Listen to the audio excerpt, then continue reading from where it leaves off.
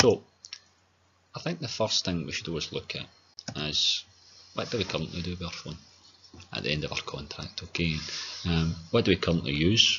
You know, do we need more or less? Are we using more than we've got or less? Are we frequently buying bolt-ons? Okay, additional charges for things like, you know, picture messages, additional charges for things like, you know, extra data, etc.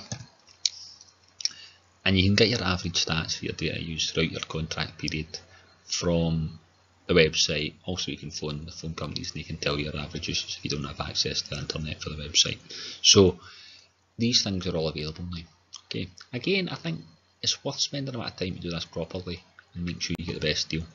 So what features you like? Always make a list of the features you like and the priority as well. So what are some of the features you might consider? The handset, the number of minutes you want, number of texts you want, the amount of data you need, possible use overseas, funds that are available to pay monthly, so how much do you have, how much upfront cost can you pay for your contract, and your network preference. So I'd complete this list, think of the kind of things, and I'd put them in order, what's most important for you. So again, I'm going to go through a wee example of that as well. So for instance, Gina is going to get a new phone. Her priorities are max cost of £40 per month. That's number one for her. Can't be more than that. She wants an iPhone 6 or an upgraded model from that. She wants at least 3 GB of data to use. She wants 600 minutes, unlimited text, and up to £80 up front. But obviously a bit of flexibility on that because it's lower down the priority. So top priority, put first and down. Then we're going to look and we're going to have a search. So, and what network, of course, sorry. Okay, so have a look and have a wee search. So some of the main websites to compare are Uswitch, Money Supermarket, Compare the Market. I'd get maybe 3 deals from each of these websites and have a look at them carefully, rank them in order as I go through, and then I would phone my current phone company. Sometimes when you phone your phone company at first, they'll give you a deal, but when you phone back with other offers from other companies, they may give you a better deal. And again, that can happen quite a lot. It's happened to me personally quite a few times. So I've done one of the researches and I've come up with these top 3 hits. So we're looking here and we're thinking about Gina's priorities. These 3 were the first 3 that met our requirements in terms of price, and price was sorted first because that was the most important.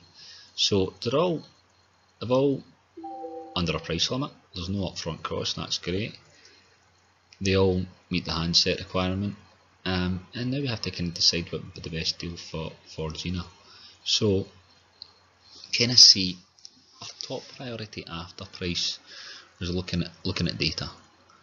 Now the best data is the first one, the ID one, but also she did want unlimited text.